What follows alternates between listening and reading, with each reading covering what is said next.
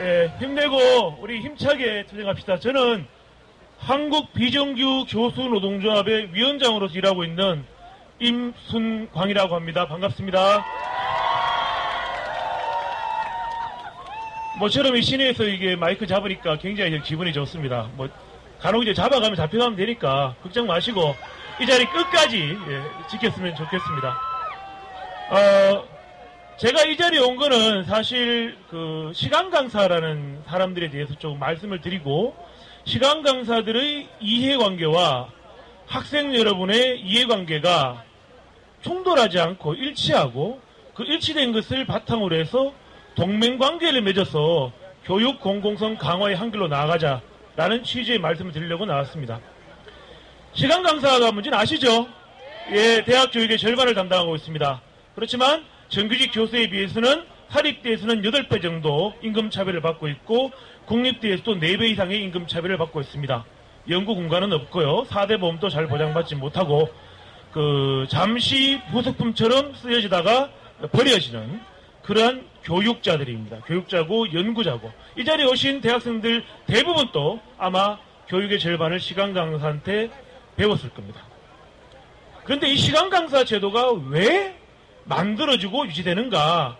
박정희 정권 때 도입된 시간 강사 제도는 대학이 엄청나게 많아지는데 대학이 기업처럼 운영되니까 비용 절감을 위해서 전임 교원을 쓰지 않고 비정규직으로 썼기 때문에 만들어진 제도이고 그렇게 유지되고 있습니다. 대학이 기업처럼 하나의 자본처럼 운동하기 때문에 시간 강사 제도가 유지되고 있는 것이고 그 자본의 뒤를 봐주는 집단이 교육과학기술부와 이명박 정권입니다. 작년에 여러 사람이 또 돌아가시고 자살을 하고 그랬거든요. 그래서 이 교과부하고 청와대하고 사회통합위원회라는 곳에서 대책을 내놨습니다. 언론에서 난리가 났죠. 조중동부터 시작해서. 대책을 내놨는데 그 대책의 결말이 뭐냐. 지난 4월 달에 보니까 앞으로 시간 강사 처우를 나아지게 만들어주겠다고 이야기하면서 실제로는 전임 교원을 뽑지 않고 비정규직으로 앞으로 교원을 대체하겠다라고 하는 이런 어처구니 없는 답을 내놨습니다. 그렇게 된 결과는 결국은 이 교과부에서 고등교육 예산을 투여할 의지가 없기 때문에 또 대학들이 교육에 투자할 의지가 없고 26가지 정도나 되는 사업을 통해 가지고 돈을 벌고 싶기 때문에 그 인건비 절감을 위해서 이제 협잡을 해서 만들어낸 결과이다라고 생각을 합니다. 오늘 이 자리에 촛불을 하고 있지만 저 길 건너편에서도 아까 상지대 같은 경우 비리재단 복귀 반대, 또 대구대학도 그 입시 부정을 저지르고 이렇게 이런 사람들이 다시 속속 복귀하고 있습니다. 그거를 뒤를 봐주는 게 사학분쟁조정위원회고 사실은 사학의 분쟁을 조장하는 기구죠.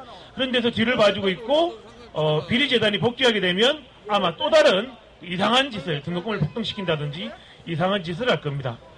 올해 2월 달에 여러 대학에서 고려대학이라든지 수많은 대학에서 청소, 환경 미화하시는 분들, 시설을 일하시는 분들이 최저임금 그것도 잘 못 받는다. 휴게 공간도 없다. 그 부분을 이야기하면서 거리로 나섰죠. 대학을 점거하고 투쟁을 했습니다. 그것도 마찬가지입니다. 대학이 기업화되어 있기 때문에 유지비 절감을 위해서 외주 용역을 줬기 때문에 생겨난 결과입니다. 그리고 국립대 지금 법인화하려고 하고 있죠. 이것도 마찬가지입니다. 법인화되면 결국은 이제 기업처럼 운영하겠다는 것인데 정부가 담당해야 될 교육의 공공성마저 버리고 이제 대학의 자본한테 그걸 다 배를 불리기 위해서 넘기겠다. 이런 얘기입니다.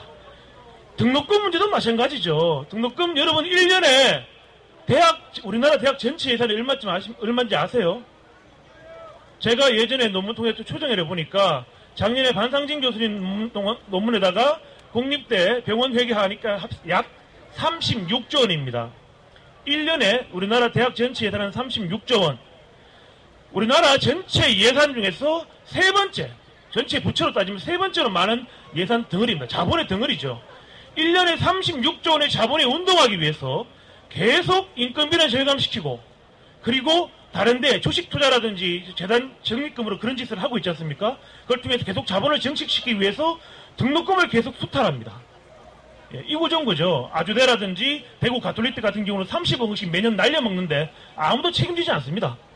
이런 식으로 자본이 운동하고 있기 때문에 우리가 제가 여기 나온 이유는 학생들과 교원들이 이 대학이 기업화됨으로 인해서 가장 큰 피해를 입고 있으니까, 그러니까 교원들은 비정규직화되고 시간 강사화되고 저임금, 그리고 그 정권이 요구하는 그러한 그 어처구니 없는 그 연구 같은 것만 수행해야 되는 그런 사람으로 전락하고 있으니까 이것은 넘어서야겠다. 그리고 학생들은 그걸 수탈당하고 있으니까 이 문제를 같이 해결해야겠다라는 생각에서 제안을 드리려고 왔습니다.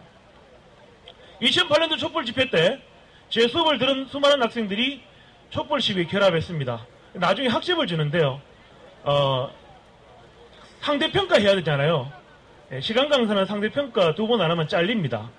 예, 상대평가 안 했습니다. 안 하고 학점을 다 잘 줬습니다. 왜냐하면 공익을 위해서 봉사했고, 제가 그 당시 맡은 감이 사회 문제론이었기 때문에 그 광우병 이런 문제는 굉장히 중요하다. 그렇게 하고 자를 테면 잘라라. 이렇게 우리가 선생들이 앞장서서 이 동맹휴업을 하기 힘들다면 선생들이 수업 시간에 아니면 시험 시간에 너희들 여기서 뭐하냐? 거리로 나서지 않고 뭐 하는 거냐? 같이 손잡고 나가자. 예, 시험이 안 되면 나중에 다른 걸로 대체하자. 이 문제 해결할 때까지 같이 가자. 그리고 분명히 요구해야 되는 게, 저는 또 수많은 정규교원은 그런 생각을 합니다. 왜 우리의 임금을 학생과 학부모가 내야 됩니까? 왜 우리가 지금 지난 10년간 국공립대의 등록금 인상률이 70%가 넘습니다. 사립대보다 더 높죠. 그 인상 대부분은 기성회계입니다. 예전에 제가 대학 입학했을 때 등록금이 50만원 정도밖에 안 됐고 수업료가 23만원, 기성회비가 27만원이었습니다. 지금 기성회비가 300만원 가까이 되죠. 엄청나게 비쌉니다. 그 돈이 뭐냐? 교원과 직원의 임금이 그중에 약 3분의 1이 됩니다. 달리 얘기하면 국가가 원래 줘야 되는 교원의 임금을 학생과 학부모에게 전가시키기 때문에 선생은 학생들 앞에서 고개를 들 수가 없어요. 우리가 학원 강사도 아니고 그렇지 않습니까? 와서 우리는 교원인데, 교원이면 국가로부터 지원을 받아서 당연히 할 말을 하고 전문적으로 이야기를 하고 학생들에게 스승답게 책임을 지고 가르쳐야 될 사람인데, 학생 돈을 받아가지고 자기들 임금을 채우는 그런 존재로 전락시키고 있다는 겁니다. 그런 점에서 등록금 반값을 만드는 그 중요한 방법 중에 하나로, 아까 고등교육 재원 확충은 기본이니까 확충해서 교원의 임금을 국가가 직접 지원하고 그 교원에게 책임을 묻는, 사립대까지 포함해서 그러한 방식의 반값 등록금 현실화를 제안드립니다.